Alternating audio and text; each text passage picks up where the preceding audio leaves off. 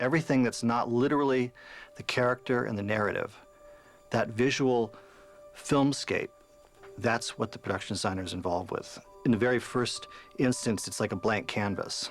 When a script comes in, there's no visuals yet. So the first person who's called in is the art director or the production designer, and that person then begins to bring the film to life. Bob called me for Forrest Gump, and what was great about getting that script was it was like being given a little hit of consciousness, because it was about somebody who was supposed to be really stupid, and yet that person never did anything stupid. So that means that you get to tell a story that takes everything that's normal and cut across it with something that's unusual. So you get to reveal that in an unusual way. And we could go from that point, which was to design a movie that was always based upon something that would be truthful emotionally. And so from there, the next step was really to say, where does this movie want to take place? What's it like where Forrest Gump lives? We lived about a quarter mile off Route 17, about a half mile from the town of Greenbow, Alabama. That's in the county of Greenbow. We went to Alabama, which is where the story was supposed to take place. But in a sense, searching for Forrest Gump South was searching for a place that doesn't actually really exist. It's not to say that the South isn't the South, but it doesn't necessarily always appear the way you'd want it to. So I traveled quite a bit all around until I finally got to Savannah, and while we were in Savannah, went out to this park with all the old oak trees and the dripping Spanish moss. And there I could say, now we're in the South. I know we're in the South. And this is where Forrest Gump could begin to tell this tale. So from there, we branched out and found a place to build the house. And what was great about that was it was one property where we found this old oak alley with all this dripping Spanish moss. And when Bob came out there, he just said, well, this is talking to me.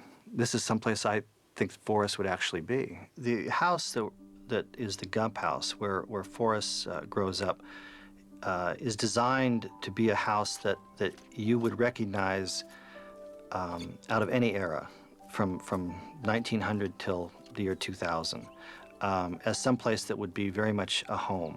Then we set about trying to figure out exactly what it should look like.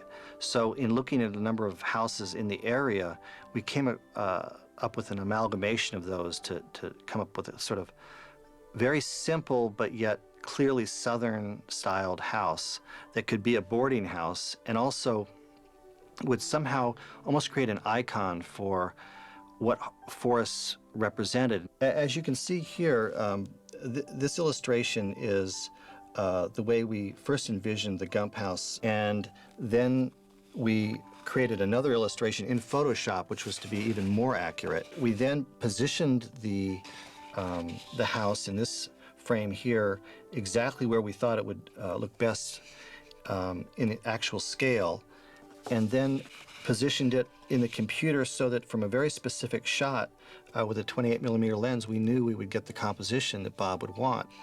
As a final idea, just to make sure we had that house in the right place, we created a very simple facade so that Bob could actually come out there and say, yep, that's exactly where I want it. And the land that we actually found was a place that we could plant a field and create Jenny's farm, which was just down the road from Forrest. Across the street was the tree where Jenny and Forrest grew up and where Jenny's grave was, and also where part of the Vietnam sequence was filmed. Vietnam is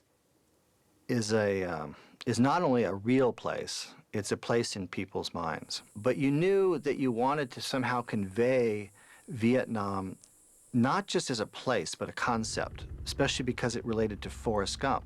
This isn't just Vietnam as it was. And Bob had an interesting idea about it, which was that he never wanted to actually see the Viet Cong. He never wanted to actually see the enemy. He wanted to tell it from the position of the platoon, and particularly Forrest, just having that attack come out of almost seemingly nowhere. So we found a place where we could actually plant a field that could look like it was in Vietnam.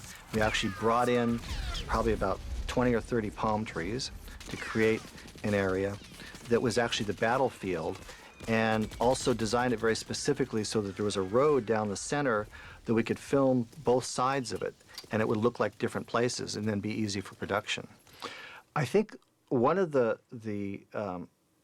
toughest things about the movie was that I felt like I went way out ahead of the production and saw how really big this movie was. When everybody was getting overwhelmed in the South, and I would come back from Washington, D.C. and say, you ain't seen nothing yet, because we got only a few days up here to do an incredible amount in a very difficult situation within a city and a national park where you can't really control things. Technically, what we did is we went to the Washington Monument, and actually more specifically the Lincoln Memorial and the steps, and we staged the event. What I found to be interesting was to try to get the flavor of that particular year right, and just to get people now to write signs that looked anything like what the signs looked like back then was actually not that easy. The other sequence that's a lot of fun in that arena in Washington, D.C. is at the Watergate, because I, as the production designer, got to go to the Watergate Hotel and see where that room was that the actual break-in occurred, and then try to find the room that would actually overlook that so that you could actually stage that scene. And it's fun to actually go back and retrace and imagine that you could have been actually in that room witnessing everything that Forrest Gump actually saw.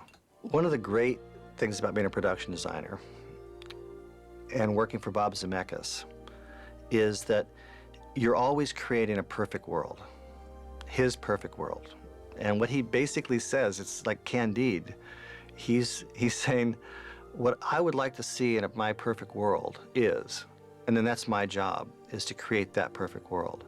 And it's very specific. It's not that he knows exactly what he wants to see before we come up with it, but it is fitting an emotional, aesthetic criteria that he needs in order to tell the story.